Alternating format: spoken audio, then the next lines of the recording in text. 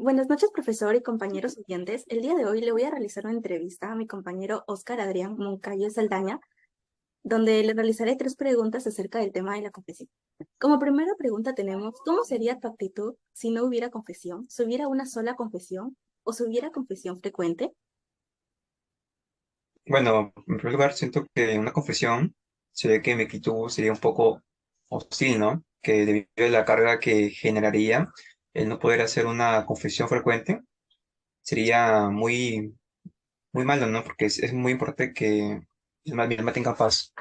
En cuanto si hubiera una sola confesión, yo considero que sería igual que si no hubiera confesión, debido a que cuando te confiesas por una sola vez en tu vida, no tendrías otra opción de confesarte, ¿no? Entonces, si te confiesas, pongamos en una edad que tengas como 20 años, el resto de tu vida acumularás pecados, ¿no? Y de todas maneras no tendrás una salvación, que es la que sería confesarte.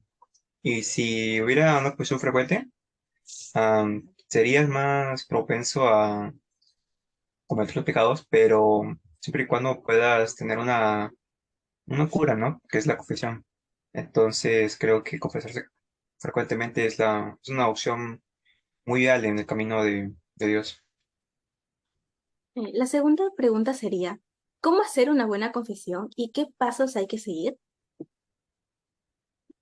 Ah, para dar una buena confesión, considero que hay pasos a seguir, ¿no? Como muchos sabemos, debido a charlas en algún momento que hemos recibido, por ejemplo, en mi caso, al momento de realizar mi comunión o mi confirmación, se precisa una respuesta, ¿no? Que en primer lugar debemos dar un examen de conciencia y, bueno, el examen de conciencia debemos que analizar que nuestra vida o nuestro acto diario, o sea, tenemos un modo de reconocer nuestros errores y sobre esto tener un propósito para enmendar nuestros pecados.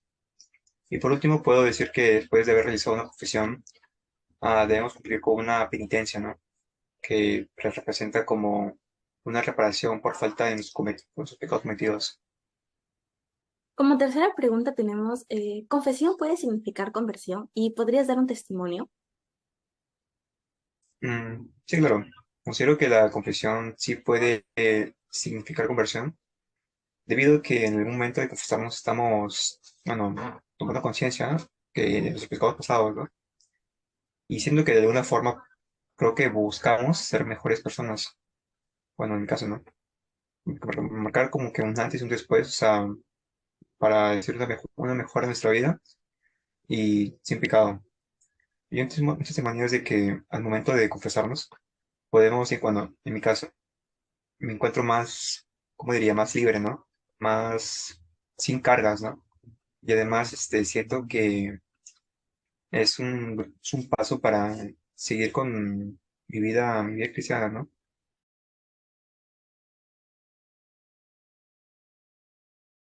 Ahora continuaré haciendo tres preguntas más acerca del tema de unción de los enfermos.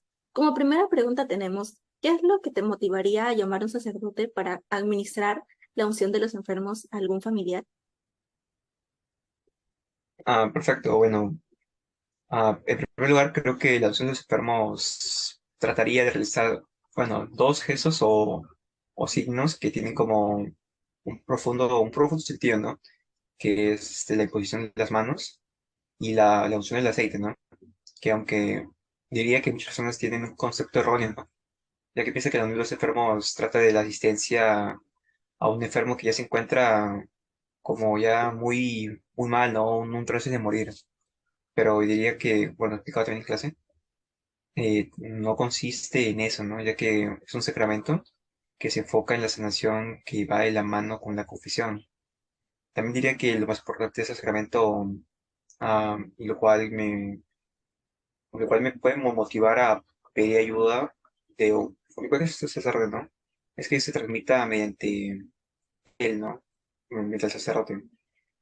Como, bueno, es decir, que el sentimiento de saber que Dios está contigo y que puede actuar a través del sacramento, ¿no?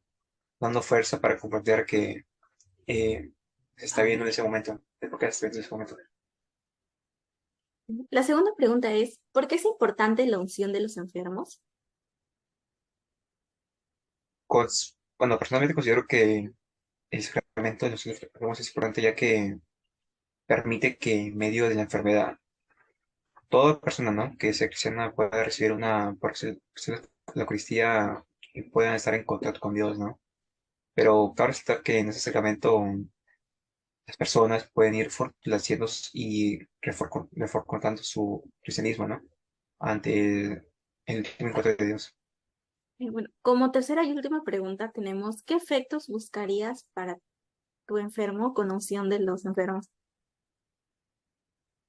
La- Principalmente lo que buscaría en el encuentro con Dios es que le ayude a obtener un consuelo o paz, sobre todo el perdón con sus pecados. Pero, o sea, como ejemplo, ¿no?, se han visto muchos casos en que personas que han logrado recuperarse de una manera repentina, creo que se debe más a la fe, ¿no? Y la sensación espiritual, aunque por momentos resulta muy inexplicable, ya que cuando se obtienen los signos enfermos, se trata de obtener una sanación tanto física como también espiritual, ¿no? Por eso creo que eso explicaría que algunas personas no tengan una salvación o una recuperación milagrosa.